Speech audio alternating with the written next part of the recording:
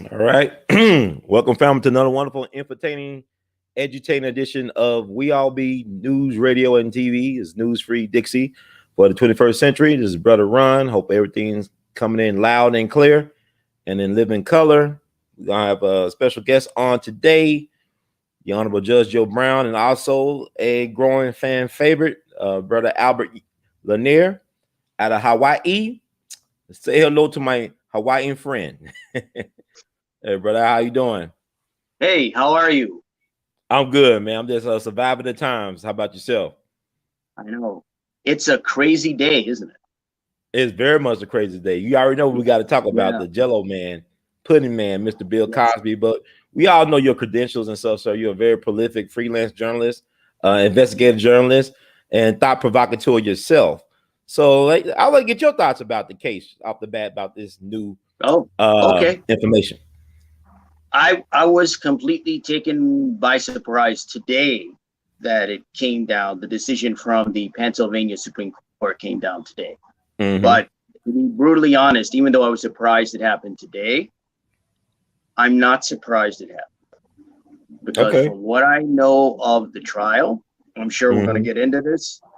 What I know of the trial, how anyone could see this trial as completely fair to a defendant is beyond me. I mean, the trial was problematic for so many reasons. And I said, if they have an appeal, it's a good chance he's going to win and he's going to be released from prison. And it looks like I was right. I never gave that much thought about that. I wasn't looking to predict anything, but that's what I thought. I thought what I knew of it and what I knew of the case. Oh my goodness gracious! I mean, how long did you have this feeling though about the case and about the outcome? Well, I read about his legal issues, meaning Bill Cosby. I read about his legal issues. More than a year ago. I don't know if it's 2019. I read a book about it. And so what I read and what I've come to find out about, I guess in this case, it's the second trial because there was a first trial and then you have the second trial. What I've come to find out is, I don't want to say eyebrow raising, but, I was just on somebody's live not too long ago. I was briefly talking about it, not much because I had to get ready for this show.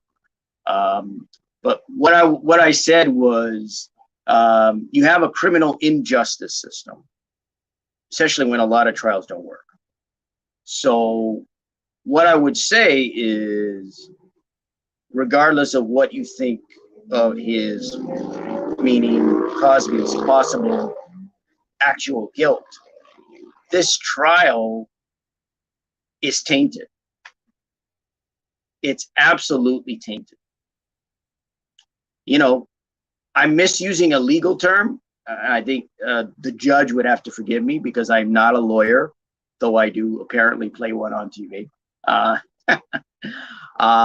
But the way I look at this trial, I just go fruit of the poison tree, which of course is a legal term. But I just view the entire trial as fruit of the poison tree. The whole trial was tainted. So, I mean, I think the people that, and again, Cosby has his defenders, and I'm certainly not one of them, but there's no doubt in my mind that this trial was absolutely,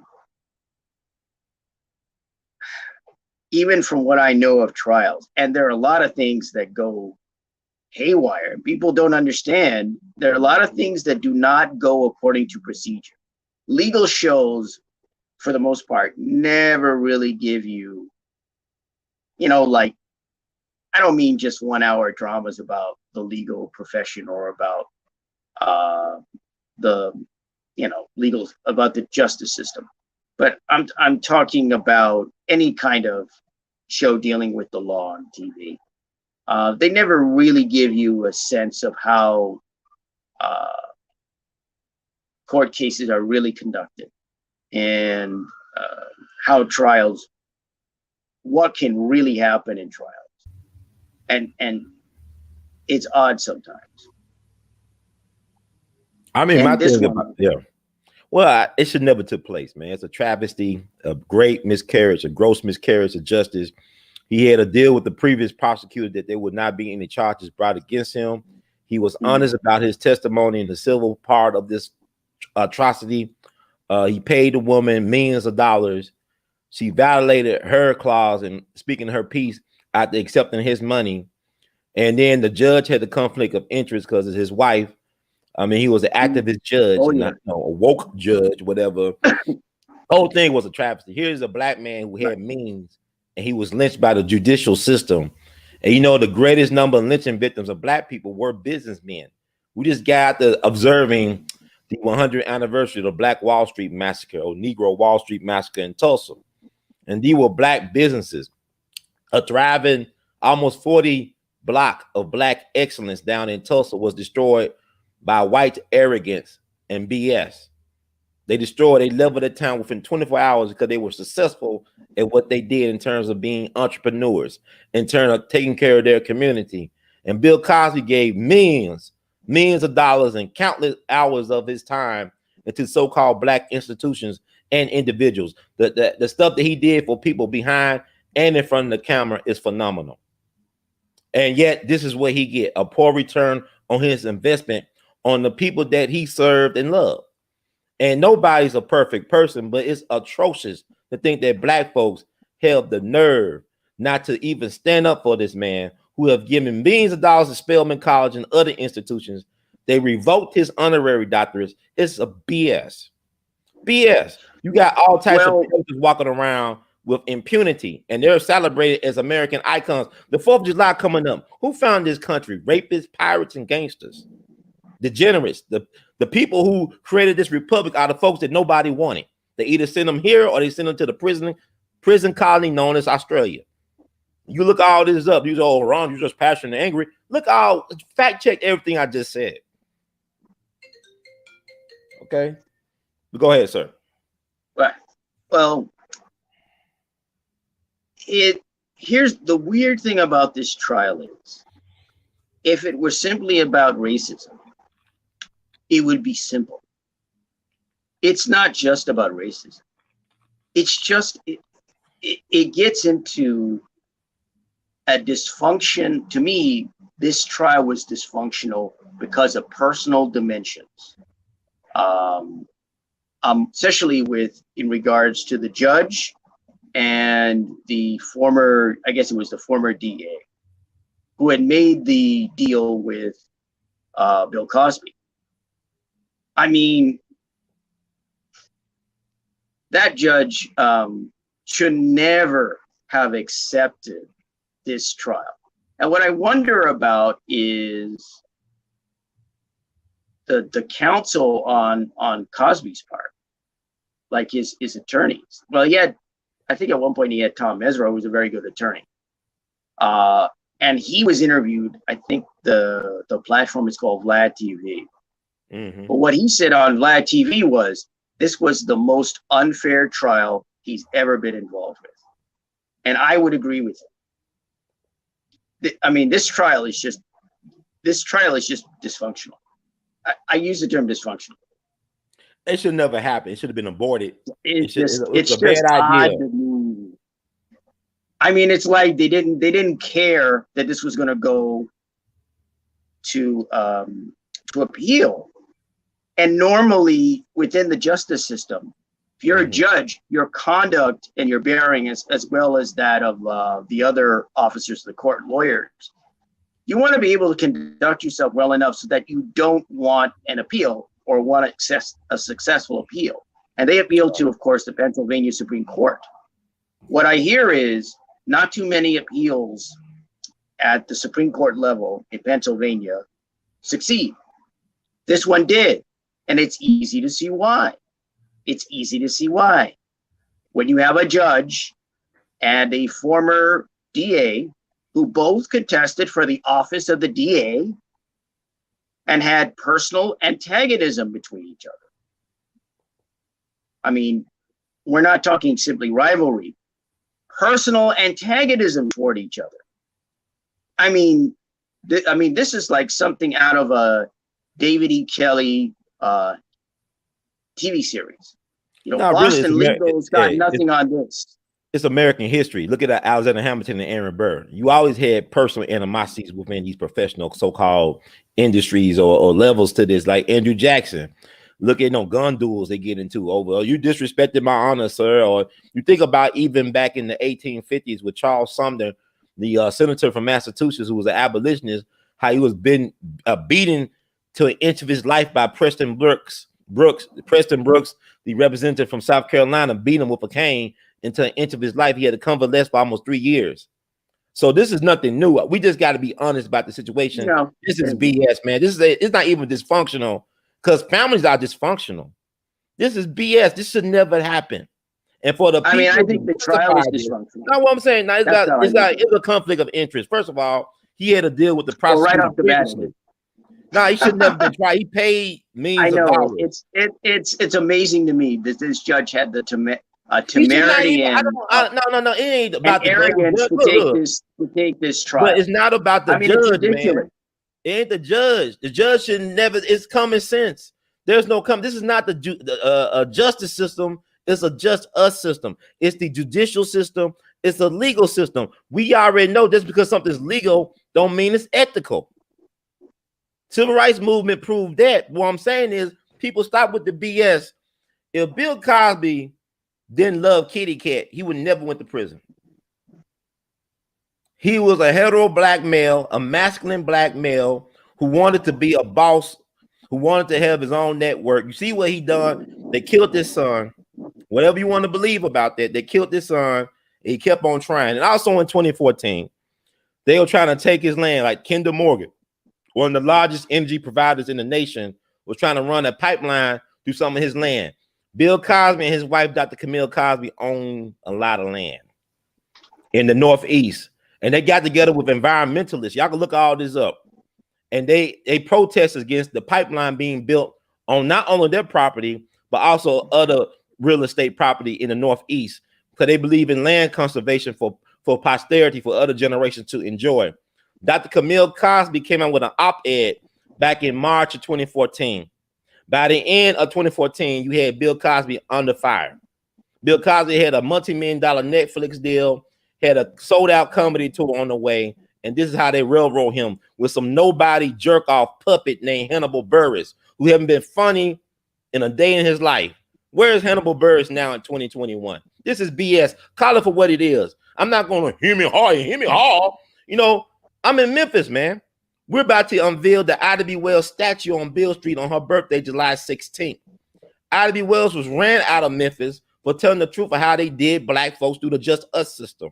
When her best friend was lynched, Thomas Moss, for running a successful grocery business called the People's Grocery Lynching of March 9th, 1892. More black people were lynched for being successful business owners than for being criminals. Bill Cosby was lynched, and he survived to tell the tale. They couldn't break this man. He refused to plead. He took it like a man. He was a stand-up guy. He's probably the greatest black leader in America right now. Nobody else can touch Mr. Cosby. I'm going to tell you something else. His birthday's coming up July the 12th. I'm going to never forget when I was in college 20-something years ago in St. Louis, when they were killing black men left and right, the police up in Cincinnati. Bill Cosby was the first major celebrity to boycott Cincinnati. He didn't leave. He didn't wait for no consensus or see if he'll be still popular after doing so. He boycotted Cincinnati. He forfeit money to make a point. But all you so-called Negroes can talk about is the pound cake speech of 2004. Don't talk about the fact that he started the Black Stuntmen's Association. Don't talk about the fact that he's financed Melvin Van Peebles' Sweetback Badass Song, which led to the era of blaxploitation movies. Bill Cosby has did a lot of things for a lot of people and for a lot of institutions. And for him to be treated like this towards the end of his life is a sham. It's a disgrace. It's BS. It's not dysfunctional. It should never exist. You have families dysfunctional because of trauma. Bill Cosby came out the ghettos of Philadelphia got his doctorate. Brilliant mind. Great friend of Dick Gregory. Spoke very thought, he said if it was for Dick Gregory, I wouldn't have what I have today. Now I just went up from Tribeca Festival and screened that movie, the one and only Dick Gregory, is coming out on 4th of July on Showtime. People say they love Dick Gregory. They don't know the sacrifice he had to make. He lost a lot of money standing up and loving black people. Bill Cosby has lost a lot of money standing up and loving black people. And I'm gonna let you have the floor, sir. No. So I was curious, were you talking to people in the chat maybe? Or I was curious. It's crazy. I'm tired of Negroes. Or in general, like to the internet. I mean, in general, right? Okay, I see some people in the chat. I don't give a damn about your people too soft. You understand? I was friends with Dick Gregory for 6 years. The man just cursed me out like he was brushing his teeth. Then it's a house of family. What the hell? But the thing about it is our movement, you got to be strong, man. You can't have no weak and feminized men or males or anybody in their feelings about this. This is tough life, man. You lose a lot when you stand up for your people and when you have a moral compass. Well, I'm saying I don't care about your feelings being hurt. Don't you know? I mean, people are so soft right now. You know what I'm saying? Especially black people. We the most bullied people on the planet. You worry about some old man saying something about some pound cake. It wasn't right what he said, but it was out of frustration. It was out of frustration. You understand? Like Dick Gregory, he lost a lot of his best. Medgar Evers, this is what I deal with. I'm a study in frustration. Anybody who's awake and got some intelligence and talent, if you're a person of color, you're frustrated a lot, especially if you're a black male who wants to be a man. July 2nd is the birthday of Medgar Evers. How many of you Negroes talk about Medgar Evers? Y'all talk about Meg the Stallion more. You talk about Medgar Wiley Evers, who got shot down like a deer or dog in front of his family at the age of 37, June 12th, 1963. I just went to Arlington on Sunday to pay my respect to Medgar Evers. You got the nerve to tell me your feelings hurt. You know how many black folks got killed for less? You know how many black folks they put in mental institutions because they couldn't get out the sidewalk for a 2-year-old white girl? Or just for rolling their eyes and reckless eyeballs. You know how many black folks been killed for that BS? You know, they blinded Isaac Woodard in his uniform. This is a black man who had Army medals, battle medals in World War II. He coming home trying to see his wife, and the sheriff put him off a damn bus, blackjacked him up, and gouged his eyes out in his uniform. And you want to talk about, Mr. Cosby called me names to hurt my feelings. Hell, America been hurting your feelings. You still love this bitch. No disrespect, America. You know what time it is. But what I'm saying is, get out y'all feelings and start looking at the receipts. I don't want to hear about somebody hurt your feelings. Do you know who these people are that sacrifice for you? This is the thanks they get because they said something that was out of tune, and all the money you give and all the shit you do for people, and people want to think about some shitty speech from 2004. Bill Cosby had a comedy club with Red Fox. You know, Red Fox said, man, I'm trying to track all type of people. You got all this militant stuff. You got this Malcolm X Black Power stuff everywhere. Bill Cosby is Black Power. This is what happens when you try to exert the Black Power. Like it did Marion Barry. Marion Barry was Black Power. I had a chance to meet Marion Barry. He's from Memphis. I'm not that far away from the high school he went to, Booker T. Washington High School, as well as the college he went to, Lamar College in South Memphis. But what Marion Barry did, we know if you look at the white media, he's just a crackhead. No, what Marion Barry did, he created a strong black middle and business class in D.C. He defied colorism by making sure that the federal government, city government hired the blackest people from the Mississippi Delta he could find. He did a lot of things for black people, but people talking about he's a crackhead. This man almost had a PhD in chemistry. He was a couple of credits away from having a PhD in chemistry at the University of Tennessee, Knoxville. That's how brilliant he was. But he said, forget that. I want to serve my people. Became the first chairman of the Student Nonviolent Coordinating Committee. And that wasn't enough. Got his activism into politics, arguably the greatest black mayor America has ever seen, because he made sure that even in the summertime, dig this, that if you was a young person that wanted a job, you could have a job, regardless of your social economic condition. He made sure that the young folks had jobs in the summer. A lot of these folks was able to utilize the savings from these jobs to be the first person to not only go to, but to also graduate from college in their family. He helped black contractors get jobs and contracts with the government. And then once he started doing that, they were saying that's too much power for one black man to have. We all have flaws. His flaws was loving pussy and drugs. We all got flaws, but they don't make him a bad person. Cause I don't know why. Because he was not corrupt. Yeah, he had his vice, but Mary died broke. A lot of these so-called people that we worship in politics, they make money off the people's dole. They become multimillionaires. They have their family making money. You look at the Bidens, the crime family Biden up in the White House. Look how much they use their political connections to secure millions and millions of dollars in their own interest. But Marion Barry, when he died, he was broke. So how was he corrupt? See, we got to reclaim these narratives, man. So I'm going to stop talking. Go ahead. But the people in the chat, I don't care about your feelings getting hurt, because that's why we know we can't make it now, because we too weak. We too distracted. We like, oh, he called me a name. She called me. I don't care about this. It's like when y'all say, well, I like so-and-so, but I don't like everything he said. You don't supposed to like everything somebody say. You don't supposed to be in agreement in 100% with anybody. That's asinine. You're supposed to be able to critical think and help and practice the art of free will. But go ahead. I'm sorry, sir. I mean to monopolize this, but you know. Right. No, see, I didn't say anything because I've been on the show enough to know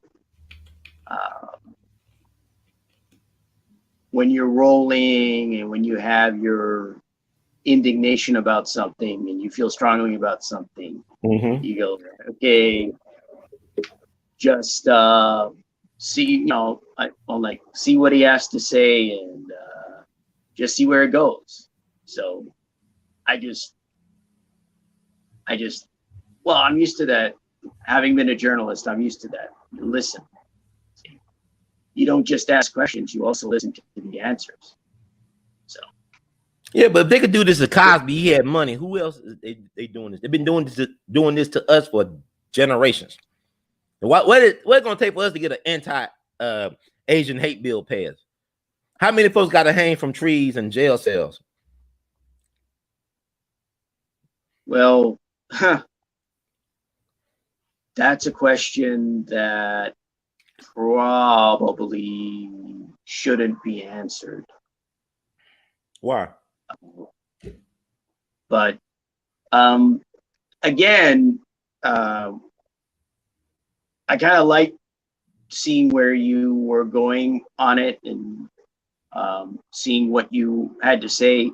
Your point about Medgar Evers as opposed to Megan Thee Stallion, that's a nice little line there.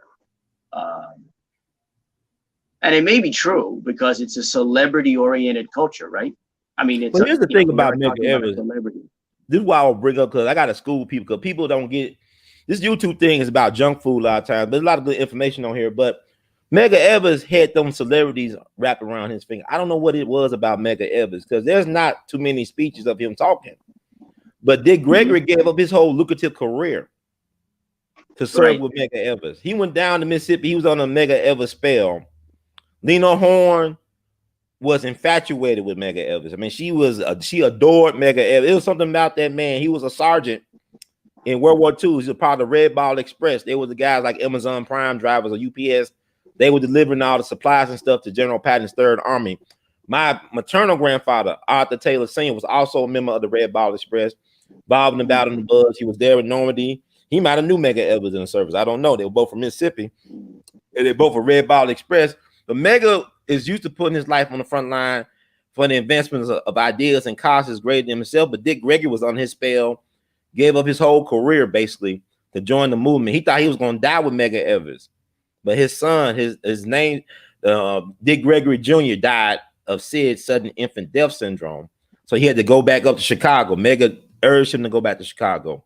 So Medgar ended up dying by himself at the age of 37. Medgar was just 37 years old. Malcolm and Martin were just 39. All these guys were friends with Dick Gregory, who lived to be 84 years old. So he lived over twice their age and some change. So he had probably survivor's guilt or survivor's remorse. A lot of his close friends died the way they died. They were family men. These guys had young families. And for people to get mad at somebody like him calling you out your name, look at how much he served our people. When the federal government cut the funding to black folks in Greenwood, Mississippi, back in '63, this is Kennedy administration, Dick Gregory got a plane full of food and supplies and delivered it himself to the people of Greenwood. That one singular act led to the organizers next year organizing a thing called Freedom Summer. He inspired the whole movement. I met Bob Moses, one of the key figures that organized. They said Dick Gregory, when we saw what Dick Gregory did as one man, bringing all that food and supplies to the people of Greenwood when the government denied their own American citizens any resources, they said we could do this as a group. We could amplify what Dick did in 63 and held Freedom Summer in 64. And Dick was involved in finding out what happened to the 3 missing civil rights workers, Michael Swerner, James Chaney, and Andrew Goodman. That's not Dick Gregory was the one who raised money and awareness about that. So he used his celebrity to bring awareness to people that actually was doing the work. Today's celebrities think they are the work. They think they are the eyes on the. They are the eyes. I mean, they are the prize. They don't think they're supposed to be the eyes on the prize, or helping the eyes on the prize get it. They think they are the object. They want to be the leader of everything, but they don't know what the hell they're talking about.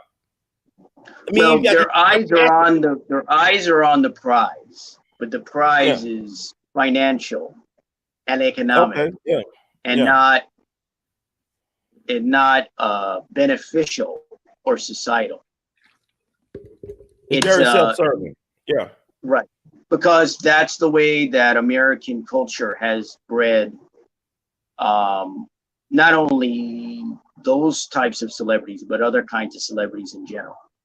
It's being an activist as an actor or as a singer or as an athlete right now is considered probably more of an anathema in 2021 than it was even in 1961 or 1971, because the overall culture tries to basically atomizes people and forces people to deal with their self-interest, their economic and fiscal self-interest, their material self-interest, their employment self-interest, business self-interest, and even familial self-interest. It's an all hands on deck economy, and everyone's got to stand up, unfortunately, for themselves. It's just the way America is crafted. America's crafted with this sort of overwrought individuality. Individuality is good, but it's overwrought. There are no resources. And people wonder why during this pandemic that we have potential for millions of people to be evicted from their homes and apartments. Why there are people who do not want to go back to the jobs. Why you have CEOs not begging, but threatening people to come back to the office and saying how great working in an office is. These people sound like they're characters on that show, The Office. That's how weird it is when you have actual executives saying, working in an office is a perk. Oh, really?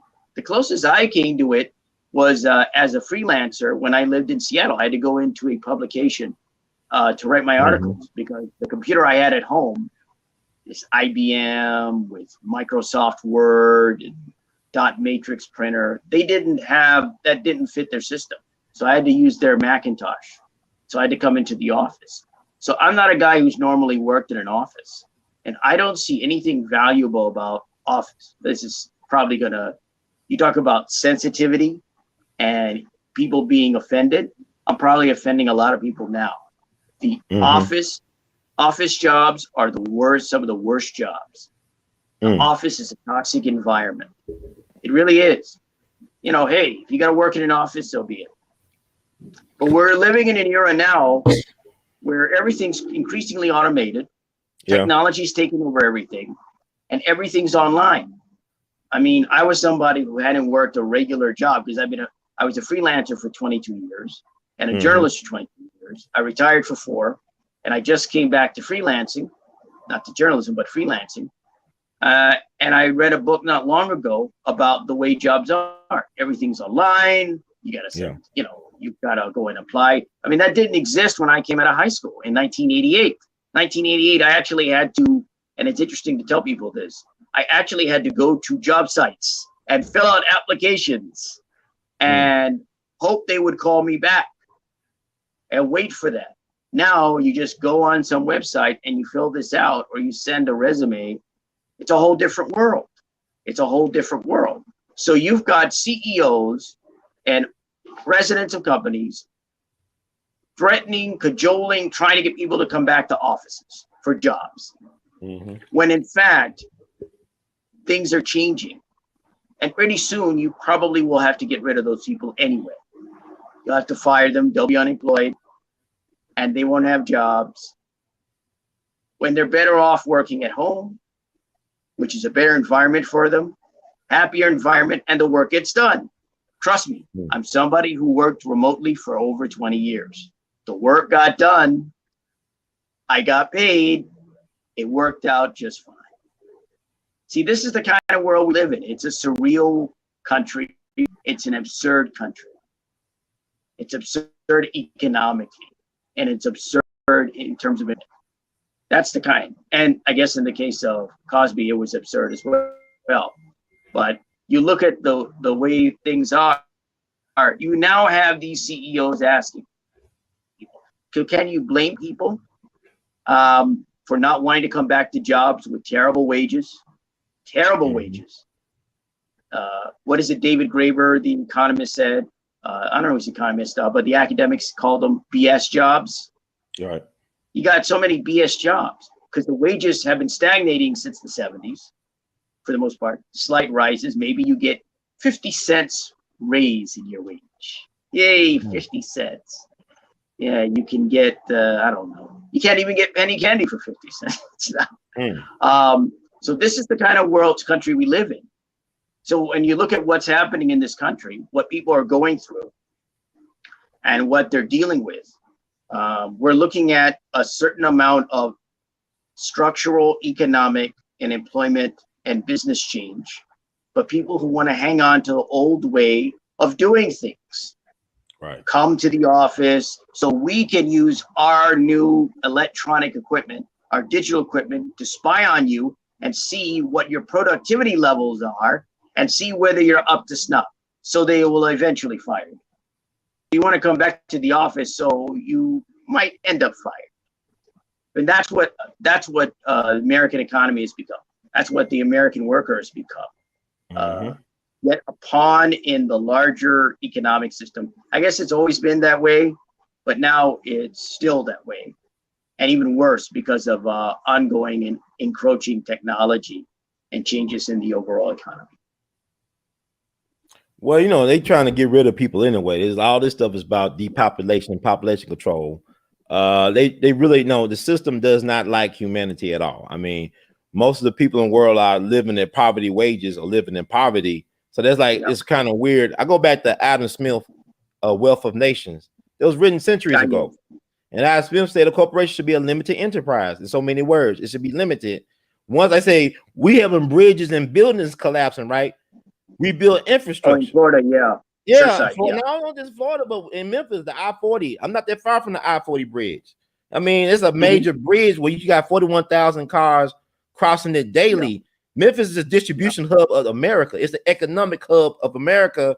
We have the world's second largest cargo airport. It's the home of FedEx and a lot of other corporations. So that's billions of dollars at stake. Imagine if they didn't catch that infrastructure that need to be repaired.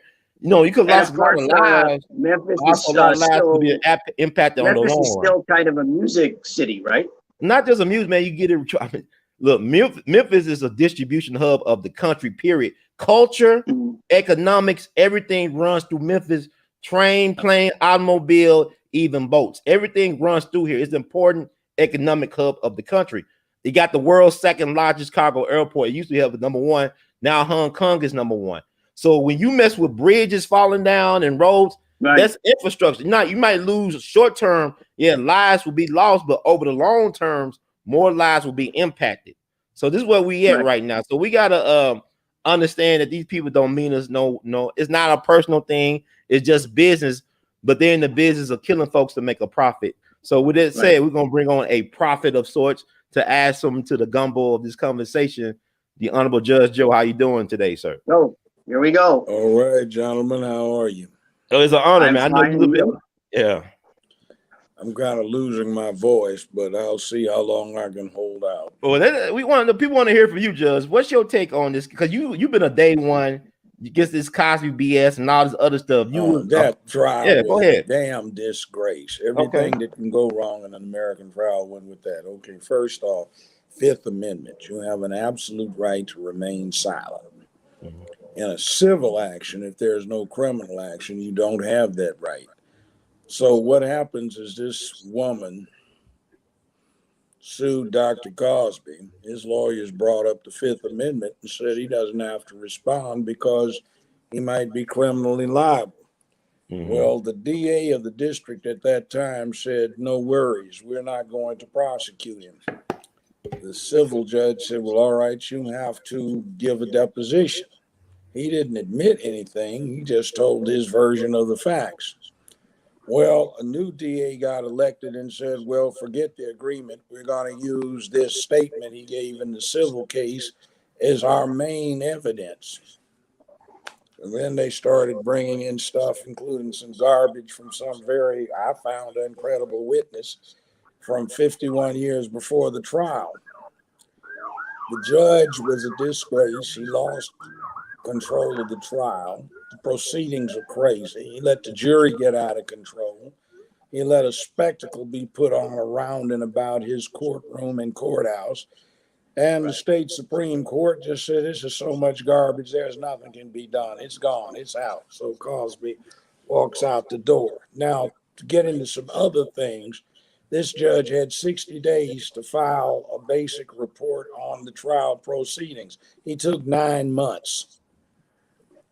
See, stuff like that. Oh, we got somebody we think is horrible. Let's lock him up. Some women got done wrong. Well, women should not get done wrong, but when the women are essentially groupies who got what they wanted, because the old phrase used to be sex, drugs, and rock and roll. And they got just what they wanted, and nobody made anybody do anything else. Well, 15, 20, 17, 11 years after the fact, now you've talked to a Gloria Allred or somebody like that who's told you it's not your fault. It's got to be one of these evil men. And then you get on a witch hunt. And see, the main point is you don't want the government to get into the business of persecution. And with Cosby, you have two very bad things coming around here. One, it was right at the height of this hashtag Me Too fad. And secondly, Cosby was about to get control of NBC. Just stinks to high heaven. So one person is not really the issue. The issue is the impact on the entire system. And by the way, your guest here said he thought Memphis was the music city. I've been here for half a century. I don't know any income of any substantial basis that's made in this city from music. Do you? Maybe barbecue. But that's That's Nashville. supposed to be Music City. It's distribution center of the country. And that thing, we just barely fell behind Hong Kong because of the circumstances of the last couple of years with COVID. So also a few other little geopolitical things, but I mean, it is what it is. Now, I ask Judge, what do you think Cosby should do legally? Could he get his money back from the lady? No, he can't. He can't get his This money thing back. called sovereign immunity. Okay. They'd have to have a special private act of the legislature to get him compensation. So, I mean, could he sue anybody? Like, I mean, the judge, the trial judge, the conflict of interest with his wife. So he can't sue anybody. Not even Gloria Allred. I know his insurance paid out some of the so-called victims without his consent, which is Cosby's got royally screwed. That's what you tell him. Right. He was infuriated about that. Rightfully so. From what I understand. Yeah. And it's mob justice. It certainly appears that way. Yeah. Oh, yeah. See, some of those women that were on that cover of what was it, the women's magazine that claimed that Cosby did what he did. Right. See, I was at some of the parties way back when. I go visit L.A. and they'd show up, see through, 15, 20 minutes, the top would be off. Half hour at the bottom would be off, and they'd be walking around naked with a chain, doing blow, drinking wine, and giving people head jobs all throughout the mansion where stuff was going on. Wow. And they'd come back again. Now, they tried to jumpstart a career that didn't have much to it in the first place. And they're old and wrinkly, and they feel they got done wrong. They don't have anybody to blame but themselves. Sex, drugs, and rock and roll. That's what happens when you get groupies, whether it's NBA, NFL, Major League Baseball, rap, music, you name it. Television, movies, celebrity, politics. I wanted to ask the judge a question. Go ahead. I was curious about I think they're known as bad act witnesses in I think it was this trial in which Cosby was convicted. There were, I think, at least horrendous. five bad act witnesses. Right. This is one of the things that I found very, horrendous, I think is a perfect word for it. None of their claims went to trial. In other words, they were just basically saying it was like she said against Cosby. So none of them were adjudicated. None of what they had stated was proven in any court that I'm aware of. Well, so let me tell you something about that. I know where I'm curious as to how they were allowing those individuals to testify. That was inclusive in my statement about the judge was a disgrace. Now, let me tell you what I'm saying. I dealt with that a lot. You have to be very, very vigilant about that. The only time you let that in is that's the only way they can prove a necessary element of the case. They had what they needed, assuming it was viable. Now, here's what happens. We have this mass thing of everybody thinks they can go protest on the steps of the courthouse and get the verdict they want. That's mob justice. Yeah. You don't want that. The other thing is the stupid ignorance in the public today about law.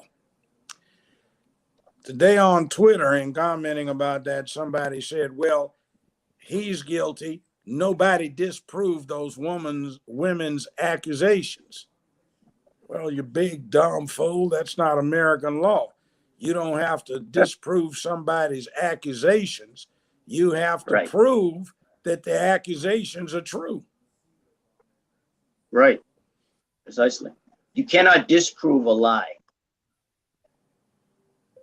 As far as I'm concerned. The other thing is you have no obligation to do it because under the American system, you have these rights that are looked at as criminal rights when actually what they were intended to be is rights of the public to be free from political oppression. Interesting. And that's deemed more important. They have a thing in American law that says, an old axiom, it is better to let 100 guilty men go free than convict one innocent man. Yeah, I've heard that statement.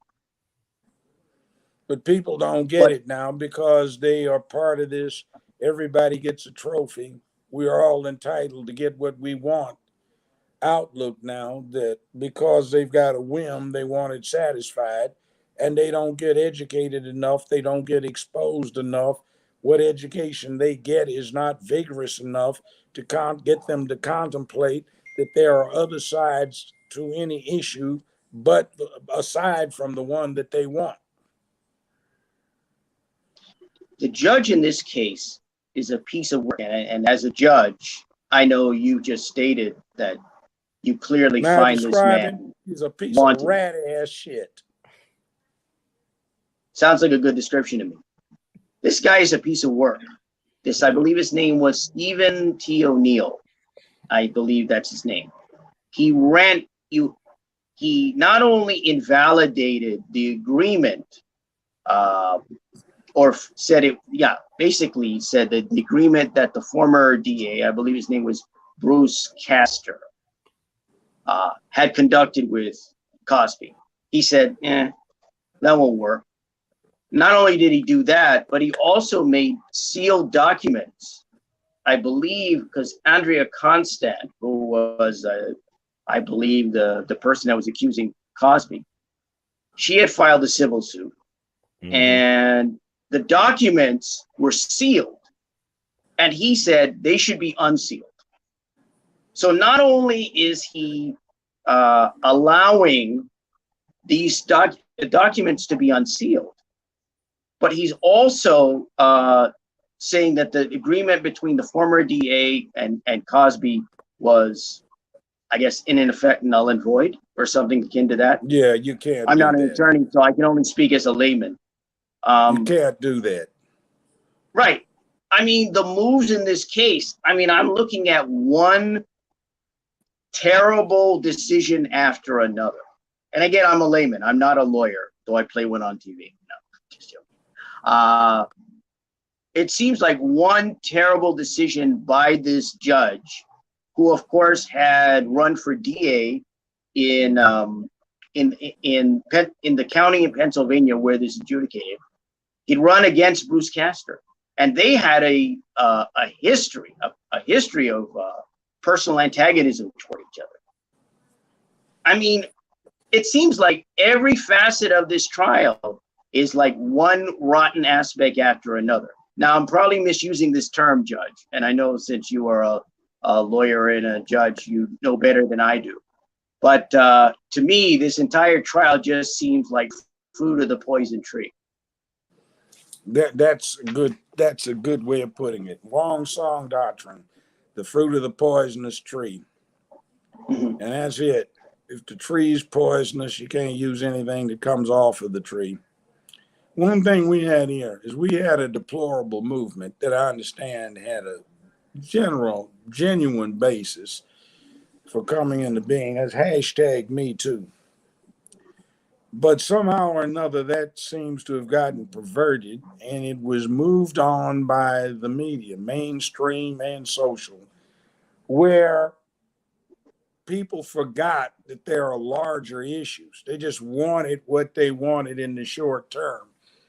So this judge didn't have the backbone, the professional integrity or personal integrity to enforce the law, which was you can't do that. He also strikes me as one of those I'm so familiar with that did not do all that well in law school. Because anybody coming out of a first year con law course in law school knows better than to do what he let happen. Right. You know, that's a good point. I'm glad you made it and not I, because I don't have a law degree. So as a layman, I can't make those determinations other than to say it seems just a terrible series. Like I said, a terrible series of decisions. And Let from me what give I've you seen. Let me give an example. It's a trial in my courtroom. I kept control of it. The press was all into it. It was supposed to be this horrible rape. And they wanted to get into proof of all this other kind of stuff on the guy's behalf. So when the testimony had gotten to this point, check it out. The rape victim says the convertible top was down. They were in the park. She was forced to get on top of him. When she got worried about getting pregnant, she reached over, got her purse, got her keys out of the purse, climbed off of him, climbed out of the car, walked about 35 yards away, unlocked the door to her car, went in the glove compartment and got 3 condoms, came back and put one on him, and then got back on.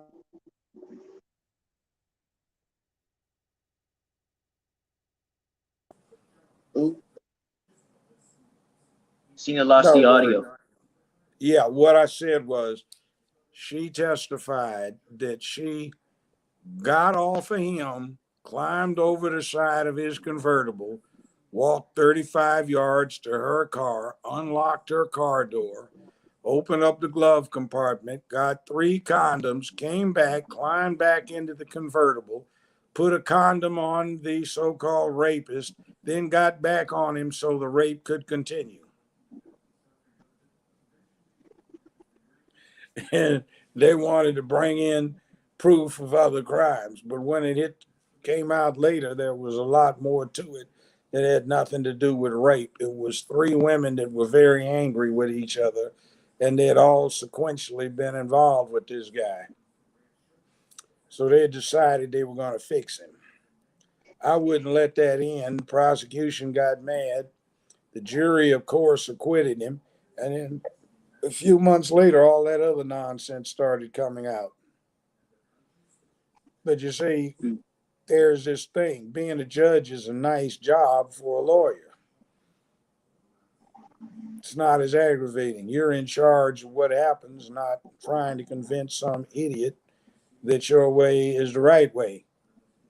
So a lot of people weren't good at practicing law. They didn't have big cases, so they get a steady salary, vacation, some insurance benefits, very little retirement, and they keep a job. So they don't look to the duties and responsibilities of being a judge. They look to the perks.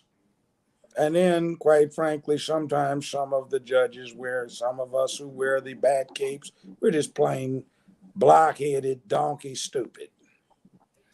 Well, Judge, I want to just verify something. I'm just tired of our people so slow. We always 2 decades behind the scene with everything else. And people say, well, this is a fairy tale. This is an urban legend about Bill Cosby trying to buy the NBC network.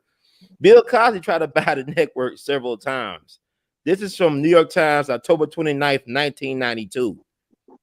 He's not trying to buy it by himself. He had a group organized. Like, he was a part of a group that owned a Coca-Cola bottling plant outside of Philadelphia with Dr. J. And it's interesting to note that him and Dr. J both lost their sons in tragic ways. They found Dr. J's son at the bottom of a retention pond outside of Orlando in the suburb. I think it was like either 99 or 2000. I remember hearing about that case, and Bill Cosby's son, Ennis, was knocked out on the 405 under suspect circumstances in L.A. These folks come to play. Most murders go unsolved, but this is from New York Times, October 29th, 1992. He's trying to buy NBC from General Electric. So y'all could just do a quick Google search. I'm tired of people being lazy with trying to find out what's going on with stuff. It's not hard to find. I even found another article I'm going to share right quick that talks about him trying to buy the network in 2011. So the information is out there. You just got to be willing to go get it. A lot of y'all want people to pass y'all the baton and, well, they overlooking me. I deserve to be the so-and-so. You got to take it.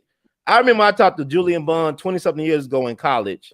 Here's another one. This is from 2011. Cosby tries again to buy NBC network, not for sale, says General Electric, but bid is prepared. This is October 23rd, 2011. And guess what, folks? He was trying to buy stuff still in 2014. He had that major multi-million-dollar deal with Netflix. He had a sold-out comedy tour. He had a lot of things. He was not on the out. He was even trying to do a sitcom, from my understanding. So they snatched all that away from Cosby in 2014. And now they thought they could break him. He can't sue nobody. According to the judge, he can't sue anybody, Judge, for this gross miscarriage of justice. Nobody. He can't get his money back from these schools. They revoked his honorary doctors. All these folks took this money from him over the years. All the things he done for the culture, it means nothing. It got a poor return on his investment. That's what you telling me, Judge? See, we've let the law get out of hand because we've allowed it to accumulate the power to deliberately bankrupt or financially ruin someone so they cannot progress in a way that certain other people might not want to occur. It's especially bad in the federal system. They've got a habit of bringing prosecutions they know they can't win, but will financially ruin somebody. Mm-hmm. And the other thing, see, if Cosby had that network, there would have been more decency, more appropriateness, more ethics, more morality, instead of this sleaze that we get right now. Most of these networks have an agenda, Mm. and the agenda is not a healthy one. I mean, just to talk about you've been trying to get on TV for years, right? Back on TV I with a don't care. balance. I'm too old for that crazy mess. But I'm blackballed. I wouldn't go Yeah. along with their program. They tried to embezzle a lot of money from me. They were always doing that.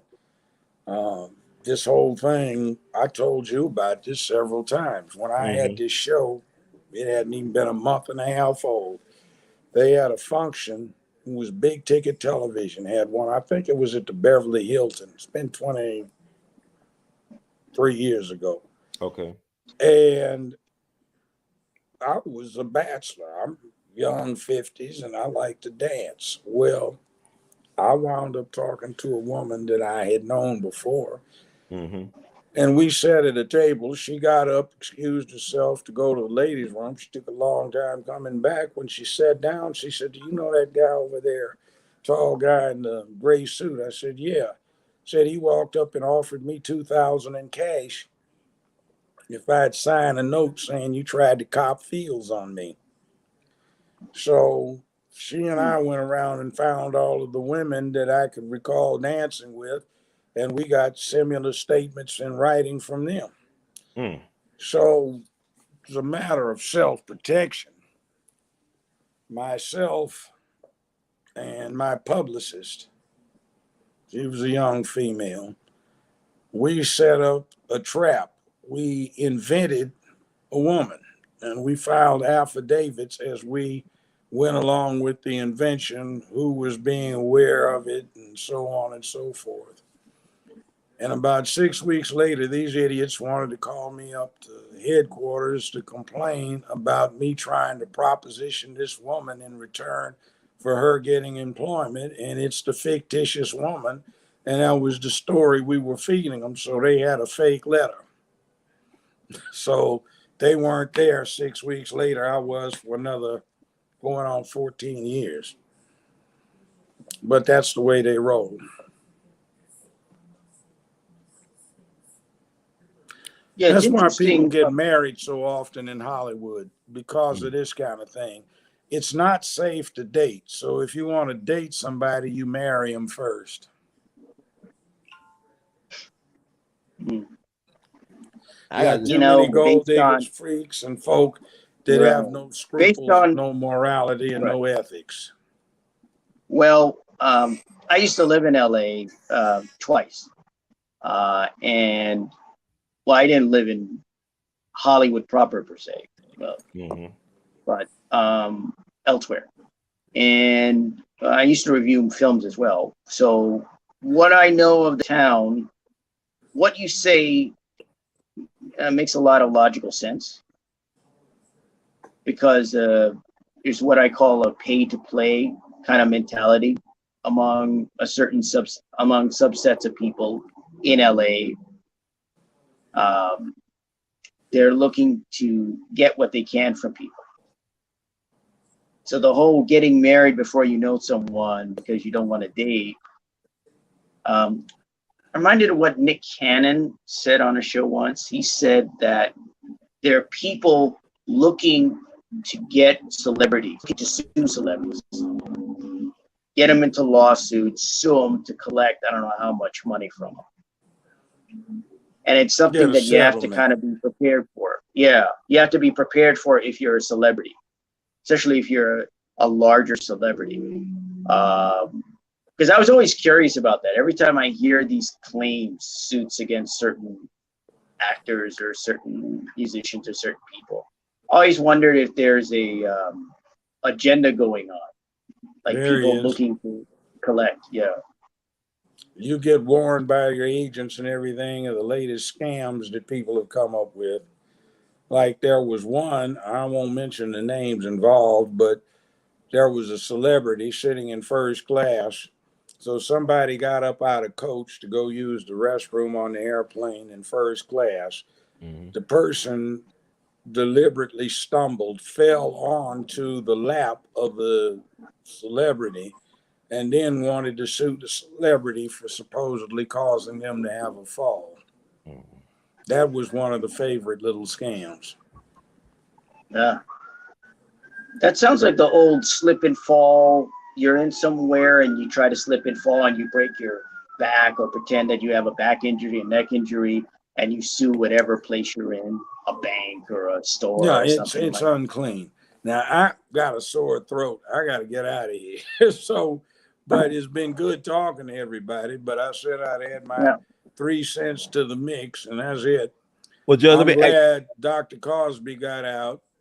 He should have. He never should have been in there. And the system drug its feet trying to keep him in there as long as it could to punish him, because essentially he just went along with some women who wanted to jumpstart their careers, and they were being groupies and they got what they wanted. Like this woman that was the complaint. How many times she go over there or call him on Valentine's Day after this was supposed to have happened? 7 times. You know, that. I mean, there was no evidence. He was not convicted of rape, correct? It wasn't a rape charge. They keep on calling him a convicted rapist in the media. Yeah, I know. And see, they do that. That's like Wesley Snipes got called convicted of income tax evasion. You know, I was there. I was a witness during the sentencing. IRS said he overpaid his taxes by $250,000. What the jury found him guilty of, by relying upon a firm that wasn't licensed to do what it did, was failure to file a complete set of tax forms. That's but crazy. they Only had, in America, right? They had a refund check for him for $250,000 for overpaying his taxes. But here's the thing, Judge. I just came from Arlington Cemetery to pay my respects to people like Medgar Evers, and Joe Louis is buried in Arlington Cemetery. He's an American hero. Even did free boxing exhibitions for soldiers during World War II. Gave the government $1 million of his own earnings, and they still used the IRS to destroy Joe Louis. Yeah, that's it. Maybe they'll do that with that woman with BLM. They'll Al Capone her.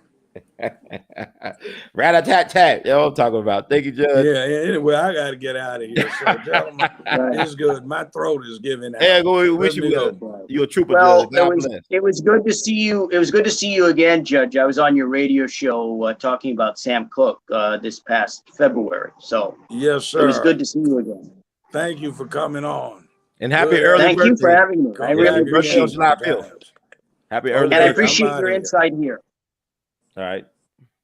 Happy early birthday, Judge. We love you, man. Oh, that's right. July the 5th. Monday. That's right. I hope you do something. I hope you use your barbecue sauce this weekend. Let's say I'll be celebrating the 53rd anniversary of my 21st birthday. That's right. There you go. Man, it's an honor, man. I appreciate you. You're a true national treasure. I'm out of here. Yes, sir. Yeah, that was Judge making his drop. Yeah, he's a trooper, man. He's been dealing with some throat issues, and just an honor, man. As soon as I heard about the Cosby. Yeah, I mean, he used his throat to make. He used that to make money. That's his. Hey, he used it to make money. His gift.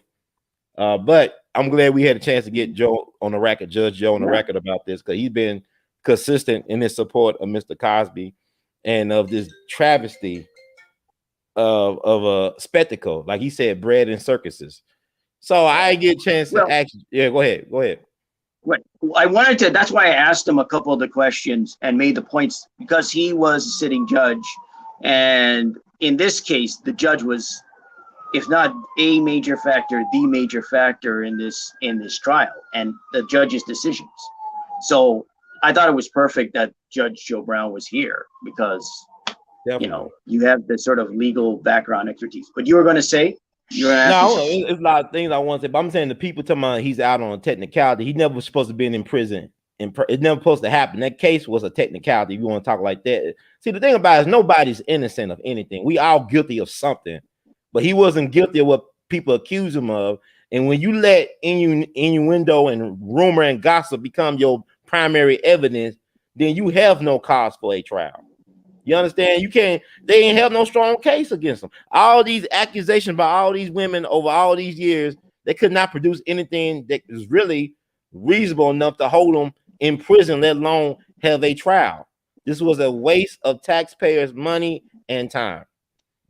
I mean, they had 5 bad act witnesses. Right. That's the term. Yeah, bad act witnesses. None of these ladies had their cases. They accused them of, I guess, drugging and raping or what have you, or drugging or assaulting.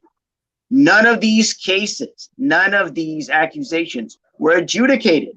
None of them were adjudicated. That means there's no record other than what, if you could call it, which it's only up to what they say. So wait a minute, you're going to have 5 witnesses testify that Cosby assaulted them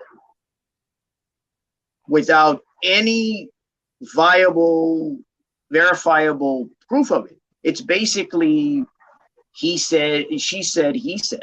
That's what it is. And again, I'm not a legal expert, so I'm only speaking as a layman and as an ex-journalist. But what this seems like to me is an effort to make them basically witnesses to Cosby's character.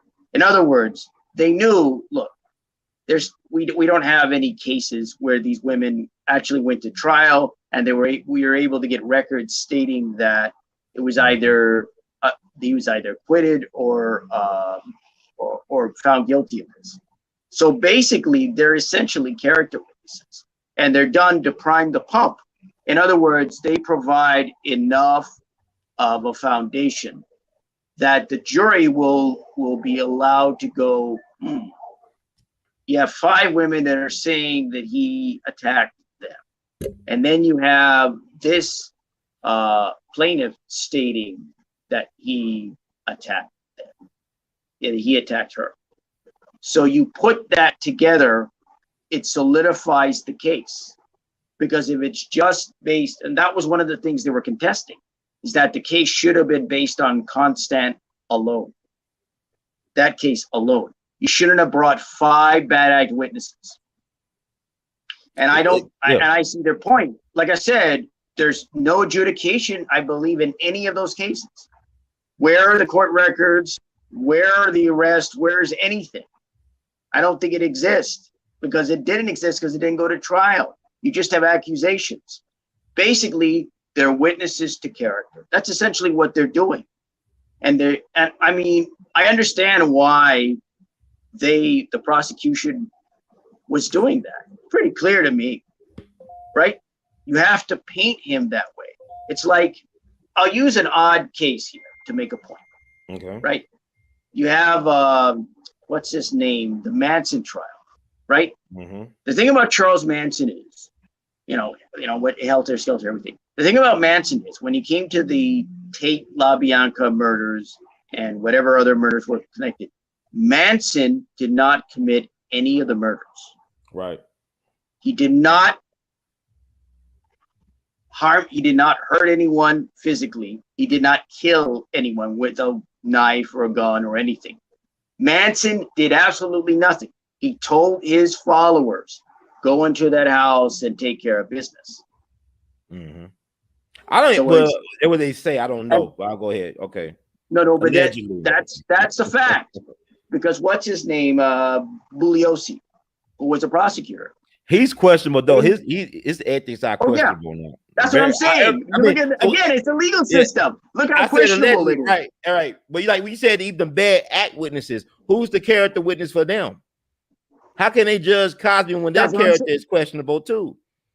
That's what I said. You have no foundation. Where's the legal foundation? It's just accusations. But in the case of Manson with Bugliosi, Manson, of course, did not physically kill anybody. Okay. He did not harm anyone physically. His family members, quote unquote, did.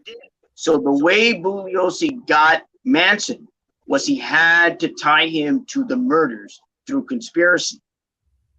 He had to tie him through other means. Otherwise, there's no way he would have been entirely found guilty relating to those murders, because he had no physical evidence There's no hand. His hands aren't on a knife. His hands aren't on a gun. His hands aren't on any weapon. There's no hands on the body. There's no physical presence of him in the house. His family members did it. So if you look at, so I relate that to Cosby in the sense that I'm saying, in the case of Cosby, if you rely on the one case, which is Andrea Constand, right? Mm-hmm. If you simply do one person, it's he said, she said. But if you bring in 5 bad act witnesses that say, oh yeah, he drugged me and he assaulted me. And then another who says, one says he drugged me and he assaulted me. Another says, yeah, assaulted me, drugged me. And you have 1, 2, 3, or too many. 1, 2, 3, 4, 5. 5 in a trial is a good deal. That's not, I mean, they allowed up to 5. But just think about it. You have 5 people coming up and stating he drugged and assaulted me. It creates enough suspicion within a jury that they will look at Cosby and go, if you've got 5 women that are saying close to the same thing or variations thereof, something got to be wrong with this guy. And that's all they need to begin. That's all they need to start. That's all they need to build on. And so by the time this trial is over, this trial concludes, the jury goes back in that room, in their room, and goes, you got 5 women who are saying basically that he assaulted us. He assaulted us. Mm-hmm. It just doesn't seem like he is someone we can let go. You're building I mean, that's why, to me, I mean, if you had gotten, I mean, I think that's one of the reasons why. I mean, there are many reasons why. It's very clear why. You mentioned technicality. People are saying he's not on technicality. No. One aspect is a technicality, one minor aspect, like the fact that supposedly the prosecution didn't file the charges in relation to the, what would it be? They didn't do it on time in regards to, can't recall the term. It escapes me. A technicality would be some legal process. This is decision after decision after decision. It's not a technicality. It's eventualities. It's all these decisions that are adding up. That's why I described it in that legal term. Fruit of the poison tree. That's what it is. The thing. The first trial was on a hung jury. They didn't have enough evidence then. They didn't have enough evidence for the second trial, and they don't have enough evidence ever. They can't try them again. People think that this system can judge your innocence or guilt. The whole damn system is guilty. Behind every great wealth, there's a great crime. Smart. The DA clearly didn't want this case. Castor, who was the former DA, he did not want. He had no sense. He knew it was nothing there. Because you're talking about Pennsylvania, you're talking about a county. They don't get national celebrities. They don't put national celebrities on trial in Pennsylvania. They don't have high-profile Hollywood celebrities that are getting in trouble with the law, probably in Pennsylvania, and that are probably convicted of crimes. There are only certain municipalities that would get celebrities. Los Angeles, of course, Los Angeles, California, New York City, New York. Those are probably the 2 biggest cities in regards to celebrity justice or injustice, however you want to look at it. So you don't get that in most municipalities. You don't get that in most judicial districts and in most counties in this country. So I'm thinking, this is just my speculation, that Castor probably said, look, this is going to be a nightmare. This is going to be a pain in the butt. What can we do to get this out of the way? I'm going to make a deal. I'm going to make an arrangement. I'm going to make an agreement with Cosby's lawyers. And it made sense. It made absolute sense because he knew it was going to be a nightmare. And it was. It clearly was, because you had the state Supreme Court, who I understand do not like to reverse cases on appeal. They do not normally do that. Clearly reversed this on appeal because they knew it had to be reversed. They couldn't. They would be held. I mean, the Supreme Court would probably be held in contempt by people if they didn't do this, at least by legal analysts. And I know, sometime before I came on here, I noticed that I think it was a prosecutor that was involved in the trial, where I think was interviewed by MSNBC or NBC, the main NBC or MSNBC. That's it. Statute of limitations. That's what I was looking for. The prosecution didn't really file the statute of limitations on time, for what I understand. But getting back to what I was saying, if you look at what's going on in regards to this case, he was given what, 3 to 10 years? Yeah, he did almost 3. Yeah, he did 2, and his parole was, he applied for parole and it was denied. So he's already done 2 years on anywhere from 3 to 10 year sentence. And getting back, you mentioned the first trial, right? Now you mentioned there wasn't enough evidence in the first trial. I think he had one bad act witness in the first trial, right? Part of the reason probably because it was a mistrial, or at least a hung jury, probably because if you focus on one defendant, not one defendant, but one plaintiff, which would be Constant, again, you have a he said, she said scenario, right? But that's like a lot of cases. So what the prosecution clearly was looking for was a way to gain the trial, right? They had to go for it because they had a second trial. And so they said, we're going to bring in as many bad act witnesses as we can. One clearly wasn't enough. And so that's what I said before. What they were building was this foundation, right? You know that game Jenga? You heard of that game Jenga? I heard again. They did a movie, right? Is it a movie with Kevin Hart and them, or that's something else? That's something else, I think. In the game Jenga, you build like a tower almost, right? Okay. Out of these wooden pieces. That's what they were doing with these witnesses in this trial. Witness after witness after witness after witness, witness after witness after witness after witness. And they got it to a point where probably that jury, again, got to a point where they were looking at it and going, it was hard for them probably to doubt that Cosby was innocent, because you have 5 women coming forth and saying, he did this to me, drugged me, assaulted me, mistreated me, etc. If it had been one, again, I don't think that he would have been found guilty, amongst other things. But they had 5. So that means they were stacking the deck.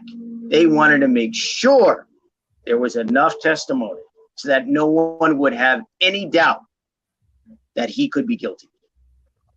I know, hey, Jumanji. Thank you, Jumanji. That was the game, but Jenga, you talk about. That was it. Robin Williams did one. They did a remake, and they get 2 of them. But right. I don't know how many you said bad act witnesses were only 1 in the first trial. You said one bad act. That's what I understand. But my thing is this. My whole thing is this. This is scary that somebody can accuse you with no evidence. I don't care how long. The problem with some of these people that were so-called witnesses or victims, they was taking money from Cosby for years. He was helping them pay off bills, go to college, I guess. I mean, if you such a victim, how come you keep on taking money from your victimizer? I don't understand. The money ran out. Huh? Apparently the money ran out at some point. I think it's like a bishop. Hey, it's like a Bishop Eddie Long. I mean, people say, oh, he took advantage of them young boys. Them young men were taking advantage of him. Once he cut off the money and all the trips to Europe and the fancy cars, then when they got upset and went to the so-called authorities on Bishop Eddie Long. I'm not saying right or wrong, but a lot of times it's come down to the matter of money with these type of people. And the first thing Andrea Constant did was try to do a civil lawsuit, right? She's looking for civil lawyers, I think. Right. With civil. She wasn't even looking for justice. She was looking for money. She was looking for the bag. But civil is, of course, very different. Allegedly. Yeah.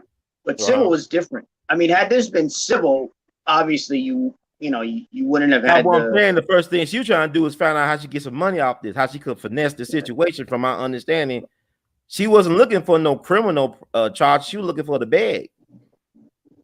And he gave her the bag. Well, and he can't get that bag back. You look at the fact over the years that that it was, again, if the prosecution was willing to make a deal with an agreement with Cosby's lawyers, that meant that they didn't want to go, they didn't want to prosecute this case because they probably thought it was going to be a headache and they thought it would create more problems than it solved. They already knew there was no case. Forget all that, no disrespect, but they already knew it was BS. That's why they want to try the case. It was a waste of time. It was BS. That's how prosecutors partly work. No case. That's how they work. That's why they offer plea deals. That's why they don't go after the previous prosecutor he told Cosby, I think in an email from I read from see, these sources are hard to come by. You don't know what to believe in the news because they keep on calling him a convicted rapist when he was not convicted of rape. And you the press, you're supposed to know better. You misleading the people by design. And that's a problem. And then you using things to not cater to people's intelligence, but to peddle to their emotions, to manipulate their emotions. Mm-hmm. That's a travesty. And I'm gonna tell you this. I'm gonna bring this up because nobody don't educate our people. We want to sensationalize everything. Y'all don't know who this guy is, right? A lot of us don't know who this guy is, but allegedly, this is the late Freddie George Helms. Who is this guy? Why did I bring him up now? Because 30 years ago, on June 29th, 1991, he lost his life in a horrible, tragic one-car accident. Him, another friend, was driving with this other guy. He was under influence. Dude was going 75 when he should have been going 35 miles per hour. Lost control of the car, ran into a telephone pole, and threw him and his other friend out the car where they died later on in the hospital. The reason why I bring him up because we don't even understand what happened to Rodney King. This dude was one of the guys. It was 3 guys in all. It was Rodney King and 2 other guys in the car with him when he got beat up by the police. This guy also got beat up by the police. Let me read something very short. Help you understand this ain't new what they've been doing to us. The same old. But Freddie Helms was a key witness to the passenger of the car driven by friend Rodney King on the fateful March 3rd, 1991 evening when police pulled their car over before controversial beatings by the LAPD officers on King. But before the trial of the 4 indicted police, just 3 short months after the beatings, in June 29th, 1991, him, along with friend Bobby Dixon, both 20-year-old Altadena, California residents, were killed in an auto accident. Their friend Robert Gilliam, 26 of Altadena, and the driver of the fatal car accident was later indicted for vehicular manslaughter of Helms and Dixon. Before his death, Helms testified that he too was assaulted by police during the infamous King beating and arrest. Helms claimed, while handcuffed on the ground, he was struck when he turned his face toward the sounds of the King beating. Medical records document a laceration on the top of his head, and his bloody baseball cap was turned over to Los Angeles Police Department Internal Affairs investigators. California Highway Patrol Officer Timothy Singer corroborated the claim, reporting seeing an unidentified LAPD officer strike Helms with a flashlight. Now, I'll bring all this up to say, there is so much stuff. Let me see. I can find. Let me see. There is so much stuff that they hide from us people. A lot of y'all didn't know there was more than one person in the car with Rodney King the night he got beat up. A lot of y'all didn't know that they got beat up. And a lot of y'all did not know that the guy who was a key witness in Rodney King getting beat up was killed just 3 months later. A lot of people suspected foul play. But who cares about another black person dying, okay? Most murders go unsolved. They're hard to prove. But I say all this to say, We still going through it, whether it be George Floyd, Breonna Taylor, Alton Sterling, Eric Gardner, Sandra Bland. Black folks, we are the most bullied, the most we are the least we get the least sympathy. No, the Asians got their anti-Asian race hate bill, whatever it is. How many Negroes got to hang from telephone poles and trees and from jail cells for us to get sympathy? But yeah, we do ourselves a disservice when we try to pray it away, and we try to forgive everybody that we can't forgive ourselves. And that's a dang shame. So rest in peace to that ancestor, Freddie Hims. Say his name. And remember that if you don't control your story, they will always tell you your narrative. Go ahead, sir. That's a good point. That's a good point. If you don't control your story, they will always tell you your narrative. And so that's important in regards to history, whether it's national history or local history or regional history in this country. Mm-hmm. Just to go ahead. The local history of your city and your state, the regional history of the area, the greater area, and the national history. So again, in this case, when you look at the Cosby case and you look at what happened, like I said, it's very clear that they made the moves to get this conviction. They allowed the testimony of these witnesses, these bad act witnesses, from at least the early 80s until, I guess, up to that trial. I think the trial was 2015 or so, if I'm not mistaken. But they allowed that variation. So that allowed these individuals to come up. 5 bad act witnesses. Again, cases not adjudicated that I'm aware of. So you don't have court records. You don't have conviction, non-conviction. All you have are their word and their testimony that they were basically assaulted. So yeah, I'm saying, no, the devil. I keep stressing this because I want people to understand. You look at this trial, that was part of the structure of it. Yes, there were other decisions. There were decisions that were made that are bad. But when you look at what happened in the trial and what contributed to his being found guilty, because I believe it was a prosecutor was being interviewed by NBC and MSNBC today in the case. And she emphasized, well, a jury found Cosby guilty. She emphasized that. Yes, the case has been vacated, the verdict's been vacated, and he's been released. But she wanted to make that known. Yes, he was found guilty. But if you're going to state that, you should also question why he was found guilty. You should question that. Because if you're bringing in these witnesses and you don't have the real support and real evidence and any kind of documentary record, any kind of documentary facts to support these witnesses, it's basically she said against what he said or what he didn't say. That's the issue. That's one of the big issues in this case. 5 bad act witnesses. I mean, again, it's very clear to me. They wanted to make sure they had enough ammunition in terms of testimony to go after Cosby. Yeah, but the thing about it is, I saw the Supreme Court appeal hearing back in December. Even the Supreme Court Justice of Pennsylvania did not agree with the BS. Majority of them didn't. They knew it was BS. This should never became a trial. It's a kangaroo court. It has no standing legally, morally, ethically, whatever you want to call it. Oh man, I'm just tired of people calling me every dang minute. Not taking calls on the show, folks. I'm gonna set up one day where y'all can talk, but I'm talking now. Right. But here's the thing: Black folks have been killed for less, man. Black folks have been killed for not moving off the sidewalk, for looking white folks in the eye, for whistling at white people. What the hell is a court of law when there's no law? When the mob controls the law, there's no real justice, just mob rule. It's always been like that for black people in this country. We've been catching hell ever since we've been here, and we've been here before there was America. So we've been catching hell, and the devil is only more qualified to give you more hell, not mercy. So black folks begging these same people that would destroy your blocks and towns, that would lynch your fathers in uniform, you begging them for some justice and understanding and compassion when they'll shoot up your churches and burn them to the ground. You saying these same folks have the right to pass judgment over you, them and their descendants?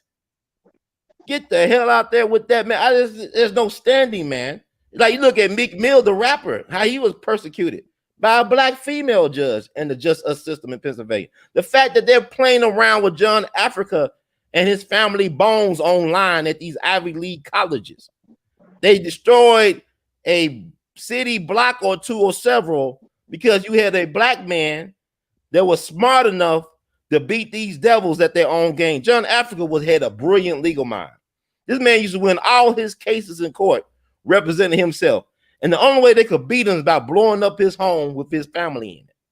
And then they play around with his bones online for these Ivy League schools. All this stuff is coming out. So these devils do that. So you want me to tell me that I should respect anything they got to say about my life when I'm the descendant of Dred Scott and Roger Taney? Supreme Court Chief Justice said that Dred Scott nor his descendants have any rights that the white man is bound to respect by law or otherwise. Dred Scott is buried right outside of Ferguson. You still got folks in prison over the Mike Brown BS that happened back in August of 2014. You had black activists, in particular black strong male hetero activists, getting shot up and burnt to a crisp in their cars. And where's the outcry for them? Senator Bland was murdered allegedly in a jail cell over a traffic citation over the weekend. And that jail is known for having folks commit suicide, especially black people. Not just, I'm tired of people of color. Black folks catching hell. Ain't no other people of color catching hell but black people. So-called black people. We got to stop that. We got no allies. If the person staring back you at the mirror, you don't know, ain't a friend, you got no friends. You have no black people, we have no allies. This is ridiculous. Kamala Harris ain't been black since she took that oath. Doing everything for everybody. Got a rice and chopstick agenda, noodles and fried rice agenda. What happened to the Chuck and Pearls? That's a good question. Yeah, but we don't got nobody. See, Bill Cosby is the only black leader in America. He's the only one. He's the only black leader. He had a moral compass. Oh, he cheated on his wife. He didn't cheat on his wife. They had to understand. Y'all some ignorant fools. You can't judge a person. Look, they had to understand it. She knew who she was getting when she married that man. She also knew the perks of marrying somebody like Bill Cosby. She might be doing a thing. You know, Ruby Dee and Ozzie Davis were swingers. That's their business. Y'all too busy caught up in people's bedroom politics instead of dealing with survival politics. Give a damn about who you screwing and sleeping with and sucking and whatever the hell y'all do. Licking and shit. I don't care. I don't care. I'm look, if you follow me around 24 hours, you're gonna be disappointed. You know what I'm saying? But it's like the mailman. If the mailman's a crackhead, I don't give a damn if he's smoking meth or shooting rocks. What the hell? As long as I get my mail when I'm supposed to get my mail. I'm more concerned about my mail than what he does in his off hours. You understand what I'm saying? I don't need no more heroes. Like Tina Turner said, we don't need another hero. Like in Mad Max, we don't need another hero. Stop looking for a grown man to tell you how to be a man. And just be a man. Stand tall. Bill Cosby, you got to stand tall. Don't compromise your principles. Don't let society tell you what morality is. You got to have your own code, your own moral compass. You are your own entity, your own organization. Corporation, me, myself, and I. Stop worrying about, is he going to build that school? I don't give a damn. I'm learning off my smartphone. I got a library on my smartphone. I got a Kindle. I don't need nobody build a school. You know what I'm saying? I'm just tired of it. Bill Cosby is the only black leader in America. Now, your point about the learning from the phone is a good one, because you were saying before that people didn't want to do research, or they didn't want to find out, and they could easily find out, and that's one of the problems that we have these days. it's a DIY culture. Right. You know, you want to do research, you got to do it yourself. That's true. Pennsylvania is a racist state, Oh, a very racist state. yes, it is. It's worse than Mississippi. I know Cosby's from Pennsylvania, and from Philly, but Pennsylvania is a racist state. I mean, and you talk about questionable things in that state. Yeah, I don't disagree. I mean, you could call it Mississippi of the North, but Alabama of the North, I think, is a good one. Yeah, it's a very racist state. I mean, I remember people would tell me about Pennsylvania. Said there are parts of Pennsylvania that are called Pennsyltucky. Oh, yeah. Right? Pennsyltucky, because they are the South, because that reminds people of the South and Southern attitudes. Well, Biden, he was born in Scranton, right? Joe Biden was born in Scranton. Joe Biden was born in Scranton, Pennsylvania, and he was raised up in Delaware. Delaware, like Mississippi of the Northeast. Delaware is like the Mississippi of the Northeast, man. So you got a slave master. I call Joe Biden Calvin Candy from Django. He's like Calvin Candy all grown up. He's Calvin Candy, and America is his candy land. And black folks, I don't know why black folks stuck on this democratic plantation. Like, it was crazy. Trump spoke in Tulsa last year, right? He wanted to speak in Tulsa on Juneteenth, but people say you can't do that. Biden come in and speak in Tulsa at the 100th anniversary of the Black Wall Street massacre, and guess who destroyed Black Wall Street? Democrats. Democrats have been in the Klan. Democratic Party destroyed Black Wall Street, allegedly. But Joe got the nerve to talk about, I ain't gonna get nothing to even the survivors. They've been waiting for a century for some type of reparations. They can't even get that. You know, a country is weird. America only expects black folks to work, make something out of nothing. We the only group of people in America that are expected to make something out of nothing. And we've been doing it time and time again. Because with the Black Wall Street piece or Negro Wall Street, y'all get caught up, well, it's Negro Wall Street. Negro is black and Spanish. I don't care. You know, oh, I'm Native American. Okay, I got name. Okay, what? Okay, but let's get to the point. When they level Black Wall Street to the ground in less than 24 hours, black folks did not get one red cent. They filed for $2 million in claims with the insurance companies. Nobody got paid off. The white folks got insurance money for their guns and bullets that they use on black people. But what people don't talk about, that black folks were blocked from rebuilding in Black Wall Street, and yet they came back. Not only came back, but they were more prosperous after being destroyed in 1921. And what finally got rid of Black Wall Street was the end of Jim Crow, desegregation, eminent domain, building expressways in the heart of Greenwood, being able to spend your money outside of your area that you were constricted to. That destroyed Black Wall Street. Like Dr. King said, we integrated into a burning house. We lost our way as a people, man. We are so sick. We want to be with the folks that despise us, that burn our children in buildings. We love to be around these people. These people are just, and that's why when I noted, when you talked about a burning house, I cite the American economy and the way things are in this country.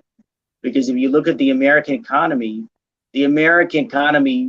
and I think the coronavirus and the pandemic has exposed this for what it is. Right.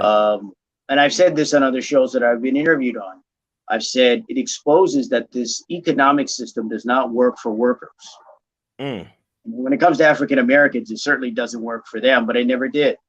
But it doesn't work for workers. So you have terrible wages. You have jobs that don't give you much in the way of benefits. Right. And your option to make money is drive Uber, drive Lyft. Gig economy, right? Yeah, and for some, learn to code. And the more jobs you have, the more broke you are, right? The more jobs, the wealthiest people in the world don't have jobs. The more jobs you have, the poorer you are. The wealthiest people don't have jobs. That's how crazy it is. Right. They don't work for their money. Their money works for them. But go ahead. I'm sorry. Go ahead. Well, that's what I've told people. Like I've been a freelance writer. I was a freelance writer 22 years in journalism, 22 years. I just come back to freelancing. And what I'd say to people is I never had a job since I was 24. Mm. And what I realized when I was about 40, Mhm. somebody called me and they wanted me to do this, what is that? 1-day gig, which is a research firm. It was Right. counting people in Waikiki of all places. And what happened was when I got the check, it was like $10 an hour for 7 hours, right? So I get the check, I get withholding taken out, $7, right? Mhm. $10 an hour, 7 hours, 70, withholding $7.63. Mhm. So what I really discovered when I thought about it was my simply working that day, even though I didn't care about it because I don't do it for a living, I Mhm. write for a living. What I realized is I was losing money by working Mm. because withholding was taking money. $7, Mhm. 7 hours, that's $1 per hour I lost. Right. I lost it working. So I thought if I had regular jobs like most people, I would be losing money. And Right. people wonder why they can't survive, why they can't get by, why they can't make it. It's because you're working at jobs and the jobs are taking money through withholding. Social Security tax is necessary, but I'm saying the taxes take money from you. So you can't make money with a job because you're taxed at the source. Yeah. And I'm not disputing, I mean, that's just the way it is. I guess it's because that act in 1943 that was passed that allowed that. I mean, in the 40s, you had withholding come out. But what I'm saying is that when it comes to jobs, all you hear from these right-wingers and conservatives is get a job, get a job, get a job. Well, why would anyone want, especially now, they want people to come back to jobs. Well, what are you coming back to? A job that could get you killed because of the Delta variant of COVID? Mm. A job that could get you nothing but maybe, if you're fortunate, $10 or $11 an hour, or maybe 15 if you just work the right job. A job that gives you no benefits, a job with no health insurance. What do you got? You got nothing. And people realize it. That's why they took the stimulus. That's why they took the unemployment. Hey, I want to be able to pay my bills. That's what these people are thinking. I want to be able to pay my bills. They talked to one lady. She was Caucasian, but she talked to one lady on CNN. This was last year. She said she had, because of unemployment, she had been able to pay her bills, and she was better off with unemployment, the extra $600, than she was working her job. Mm. That tells you something about this economy. That's it right. tells you something about wages. It tells you something about where people are. And so when you talk about Black population, it's even worse. It's even worse. So what choice do you have if you have a regular job? I mean, if you have a job that has benefits, that has a decent salary, okay. But, you know, we're at a point where there's technological change and things are changing. And it's an economy that doesn't work for workers. It's an economy that doesn't work for the average person. It works for the top 10%, of course, top 10%, but it doesn't work for the bottom 90%. Right. That's a big problem. And it's a big problem that's probably not going to get better. And so people who do not understand why I, for example, became a freelance writer, I realized it didn't matter how much money I made. I was better off because I was making gross income and not net income, meaning non-income that isn't taxed at the source as opposed to income that is taxed at the source.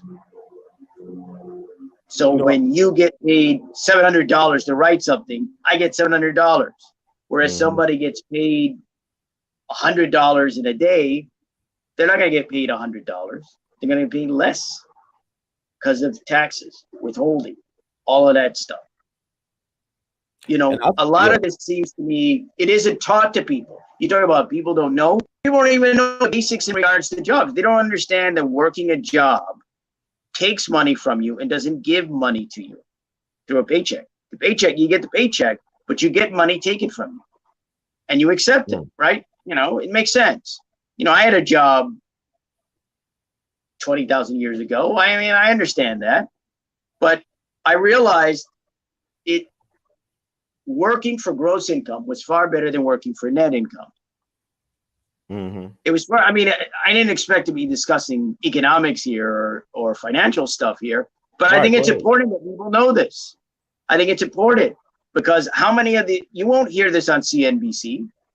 The people on CNBC and on Fox Business Channel and all those business channels, they don't even want you to open businesses.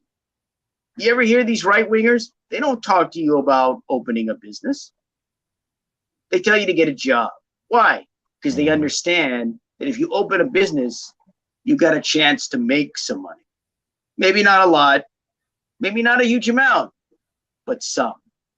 Maybe you'll get by, maybe you'll be able to. It's a risk, but you're able to do it. Whereas if you have a job, you earn money and you make less. You're always struggling, you're always trying to get by, and you wonder how. So you have one job that pays you a small amount of money. Then you get another job that pays a small amount of money. And in the meantime, you have these two jobs, and then maybe you get a third job that pays you small amount of money. So you got three jobs paying you not much money, and you're working your butt off. And this is your life. You can't afford to go out. Maybe you could afford to see a movie on Netflix or Hulu, depending on what you have, and that's about it, if you have the time, because you got to go back to work. You know, this economic system is just completely unworkable and not feasible for the average, certainly average African American, and also the average American. It's just not feasible. It's not. Yeah, I would say this too as well. I just got this. I had this boot on for the last couple of months. I had injured my left foot at the bottom of my left toe, below my big toe. My left foot, it was a gaping hole for a couple of months down there. I got it infected, and I kept on working out on it, running 6 miles 3 or 4 times a week on it, just mashing it up like hamburger meat, like hamburger helper at the end of my runs. And I just noticed before my birthday, hey, this stuff ain't gotten better. It's been almost 3 months. But thank God for medical insurance. I was able to get this boot, get treated by a wound care specialist. And now I just came back from driving from the East Coast. I drove 1,000 miles in about 18 hours. I came home yesterday morning and went to the doctor. They said I was 100% healed. But I just thank God that I had some medical insurance, because I looked at how much them bills would have cost me without the insurance. And it's a crime that there's no universal health care. It's a damn crime. You not only work all these jobs, you got to go to work a lot of times sick and in bad health. And it's a crime that they're killing people all types of ways. Right. That's a good point. Health insurance. Yeah, that's one of the reasons that I retired initially. Because I got health insurance. The only way I could keep it was to make sure I didn't make above a certain amount of money. First time in my life, I'm like, oh, I can't go beyond this limit, or they'll take my insurance away. It does a crime, ain't a criminal. Yeah, they want to undercut your potential, man. It was weird for me, but you know, the thing is, I was getting older anyway. I wanted to retire anyway, but I'm glad I held on to the insurance because of the pandemic. I would not want to go into this pandemic without any insurance.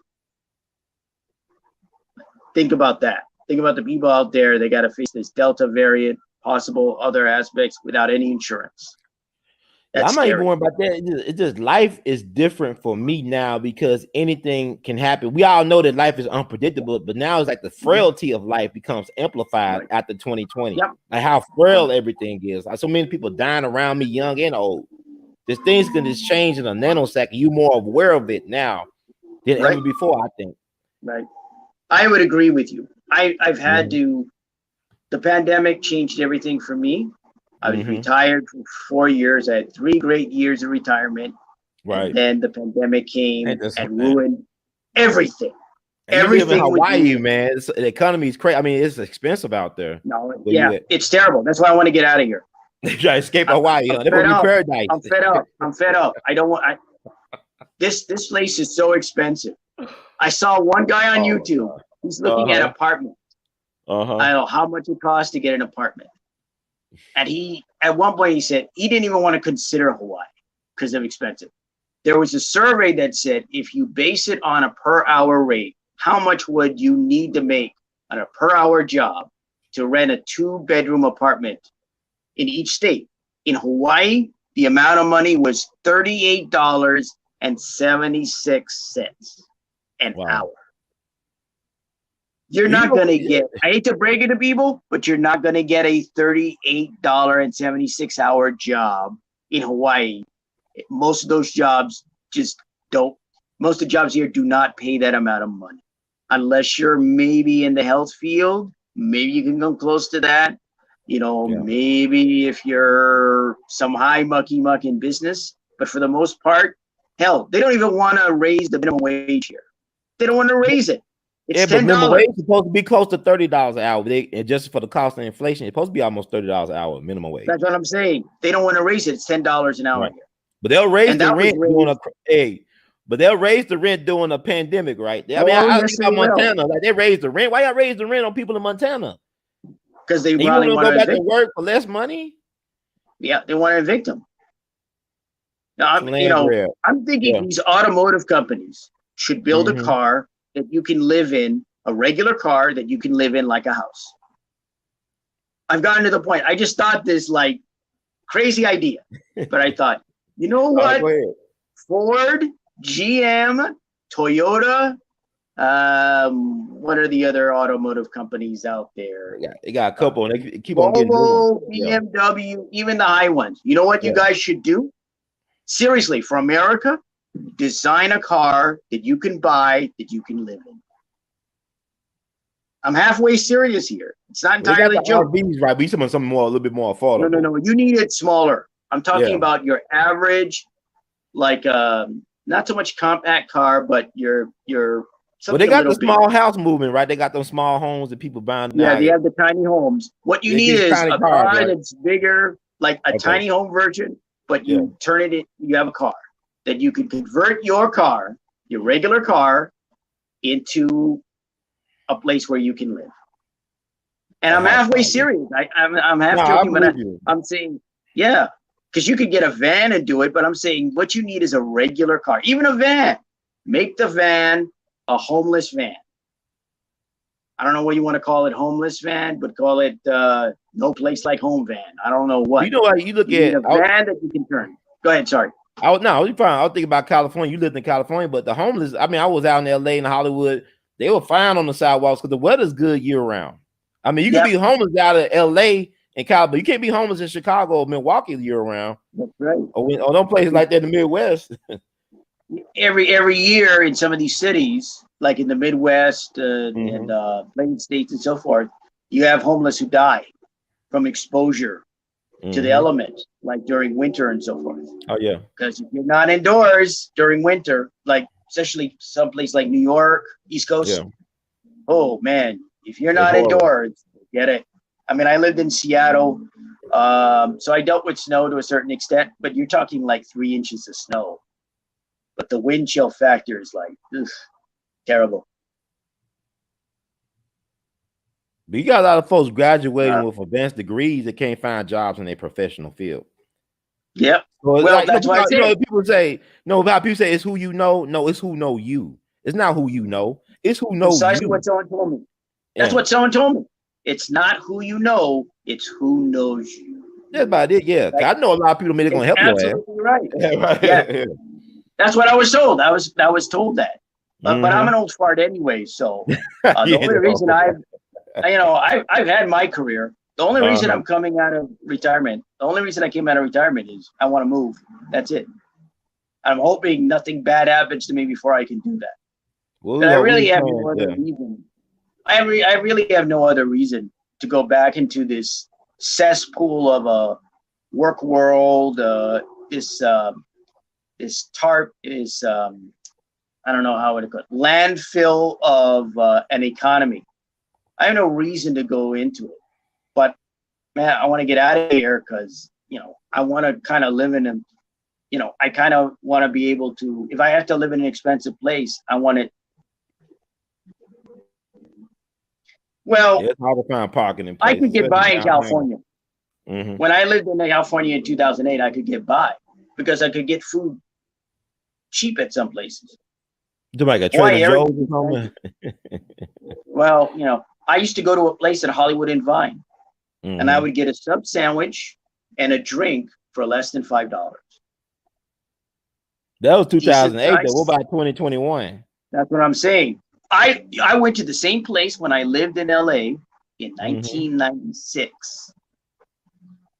The prices were about the same. Okay. I don't know if that place is still open now, but in 2008 when I was living in LA, I would go into Hollywood because I was living in West Hollywood, and I could go to that place and I could eat lunch. In Hawaii, there's nowhere I could do that. I'd have to go to Dollar Menu and McDonald's. You see, it got the 4 for $4 at Wendy's right now. You know, yeah. There's not a Wendy's near me. I mean, I wish. You stuck on the island, man. You got no Wendy's over there where you live at. I'm like, I never get the. That's why I'm trying to get out of here. I want to go live in a place where I can eat cheap. Hey, if the rent's a little expensive, fine, but I want to be able to eat cheap. I want to be able to eat cheap. I mean, you know, I should eat good. Yeah, but you know what I mean. Well, wait, you're in. Are you in? You're in Memphis, right? Yeah, I'm in Memphis. One thing about Memphis, the cost of living ain't that bad, but you gotta look at, and you're in the middle of the country. So let's say you can't stand Memphis, you just 3 to 6 to 8 hours away from where you want to be. We ain't that far from Nashville, 3 hours, 6 hours from Atlanta, 6 hours from New Orleans, about a little bit under 9 hours from Houston, about 6-7 hours from Dallas, 8 hours from Chicago, 4 hours from St. Louis. This is a great place in the country to live in terms of location. You can just go where you want to go. Cost of living ain't that bad. The border state. Yeah.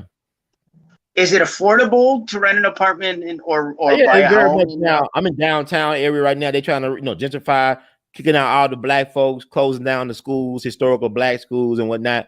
But it's still cheap to live. It's reasonable. Like you can get a place here, maybe for a good place. You get a good place close to $1,000. That's a good apartment to rent out. That might cost several thousand somewhere else. So you still got places like that, in the city, in decent places. Right. Because they knock down the projects and they put condominiums in the. I said the ghetto is not a real place. It's the state of mind, because they can knock down projects and build condominiums and then move you out to the suburbs and that become the ghetto. If you're not used to maintaining your own lawn and all this other stuff, it's your mentality you got to reboot and reprogram. It's the space in your mind that needs to be reprogrammed and recalibrated. What I like about this discussion is it's kind of gone from this court case, what happened with Cosby, to the economic situation. It's dire right now. Yeah, it's crazy. Yeah, and so there's a practical reason that it's a practical discussion. It's a practical discussion. So it's not just celebrity. Yeah, Cosby. Man, they don't care about us. Yeah. You remember that? Celebrity. You ever seen the Bronx Tale? You ever seen the Bronx Tale? It's been a Rob De Niro. That thing where he befriends the mob boss, the kid, Rob De Niro's kid, the friend. He first meets the mob boss. And he said, who's your hero? He said, Mickey Mantle. He said, your dad should be your hero. He the one to keep you like in a home and lights on. Mickey Mantle don't give a damn if you live or die, basically. He said, Mickey Mantle don't care about you. But yeah, you care and love Mickey Mantle. He don't know about your situation. But your father, he's working a job, providing for you. That should be your hero. In so many words, it's a good movie, but it's been a while too. But I'm saying we worship the idol of celebrity, idolatry, celebrity worship. But these celebrities, they are very flawed people. They have voids in their life. They looking for people to validate them. They say it's an old saying, never meet your heroes. Because most of the time you'll be disappointed. Yeah, I've heard that. Yeah, I've heard that. It's they have their issues and they have their problems. Yeah. But I don't want their problems. Like I don't want Britney Spears' problems. Well, the thing about, and that's another, I'm gonna tell you something. That bitch, she's like a MK Ultra sex kitten monarch programming, because she's one of them Disney stars. You look at the history of them Disney stars, a lot of crazy stuff going on with them. And, you forget people get Justin Timberlake started on there with Disney, Raven Simone, even go back to Annette Funicello and stuff. And look at all the history of these people, how a lot of them end up in tragic circumstances and whatnot. And you look at the history of Disney as a corporation. You know, we were going to talk about secret societies today, but we had this Bill Cosby breaking news. But we're going to definitely get into that in our next show about secret societies, touch on a little bit of the stuff. But one thing that they do well with the Illuminati, they know how to control their messaging. They're good at branding and advertising and marketing to the masses and controlling their message. And you know, you're missing Charles Manson. People don't understand. Charles Manson said he was CIA to the day. I'm CIA, man. I'm CIA. He was CIA. Well, he was a CIA asset. And not only that, he tried to be a music star. He was friends with Dennis Wilson of the Beach Boys. There's actually songs that he done. He's not that bad at singing or playing the guitar, by the way. Yeah, he was a songwriter. Yeah, he also played and sang, and he got recordings of Charles Manson out there, and they're not that bad, but it's interesting to know that he kept on saying that he was a product of the CIA. Well, there is a book out about Manson. I can't remember the title, by this guy, Tom Neal. Yeah, not too long ago. Yeah, and I read through, I forget how much of it. I think I read half of it. That whole Manson case is weird. Is very, very suspect. It's so suspect. And there are other things that are suspect too. But yeah, you know, I kind of like how this discussion went, you know. Yeah, that's scary. But we do more of this, man. You familiar with Laurel Canyon? I'm aware of it. I've heard of it. Yeah, you know, like Jim Morris and all them guys, they all came out of there. The musicians, kind of weird. Canyon, yeah, Frank Zappa, all them guys. I mean, it was a guy that wrote about it, but he's dead now. Probably gave him cancer. This white dude. He wrote extensively about Laurel Canyon and stuff, lectured on it. He died within the last, I guess, maybe 5 or 10 years. There's a white guy out of Cali. He talked about Laurel Canyon, also about 9/11. I mean, it's so much stuff, man. But tell the people how we could get in touch with you. We'll wrap it up for now. Yeah. And I really enjoy having you on the show. Always. Yeah, I think it was a good show. I think the judge provided some good aspects. He did. And necessary aspects. You got to have somebody of his legal professionalism on the show. If you want to get in contact with me, you can contact me on Twitter. I'm at Critic Inc. That's at CRITICINC at Critic Inc. or Critic Incorporated. That's on Twitter at Critic Inc. And I'm also on Facebook. So under my name, Albert Lanier, you can contact me. I'm on Facebook. Okay, so excellent. You can contact me at Critic Inc. and at Facebook. And I actually kind of enjoyed this conversation a good deal because I figured with the Cosby stuff that had come out, I'm like, yeah, that makes sense to talk about it. So roll with the punches. I'm fine with that.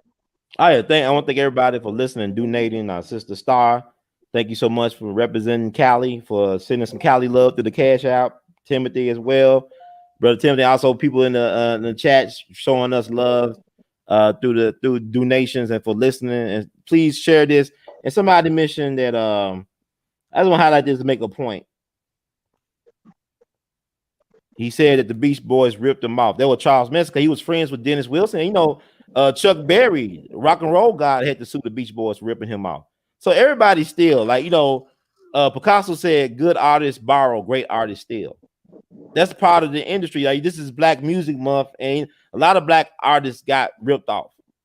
You know, Otis Blackwell wrote a lot of songs for Elvis that became hits. You know, Elvis, one of his first big hits, You Ain't Nothing But a Hound Dog, was done by Big Mama Thornton first. But yeah, he became a star of it, even with Little Richard getting ripped off by Pat Boone and stuff like that. That's America. Yeah, Pat Boone had a hit in Tutti Frutti, bigger hit than he did. Yeah, but when it came to Blackwell, when it came to Blackwell writing for Elvis, you could say that he was caught in a trap. Yeah. Caught in a trap, suspicious. Yeah. I love it. We know Elvis' favorite preacher was a guy named he had a church out in South Memphis. William H. Brewster, Dr. William H. Brewster. That's right. He attended some Black churches, from what I understand. Yeah, but this was this church still exists. East Tree Baptist out there in South Memphis off Parkway. And he used to go there on Sundays with his friend Chuck Klein, who just passed away not too long ago, who was a part of the Memphis Mafia. That's Elvis' gang of guys. And they would listen to Dr. William Brewster do his thing. And Dr. William Brewster also wrote Move On Up a Little Higher that Mahalia Jackson made it to a million seller. So Memphis got a unique history because even the mother of gospel music, Lucy Campbell, taught at Booker T. Washington High School for decades, not that far from where I'm at right now. And Booker T.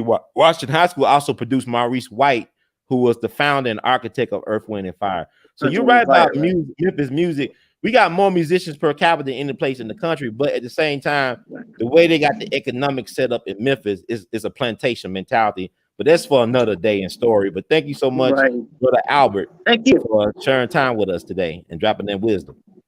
Yeah, thank you. I really enjoyed it. And we enjoy you. We love you, Matt Lee, in the words of the great Duke Ellington. Thank you all, family, for tuning in.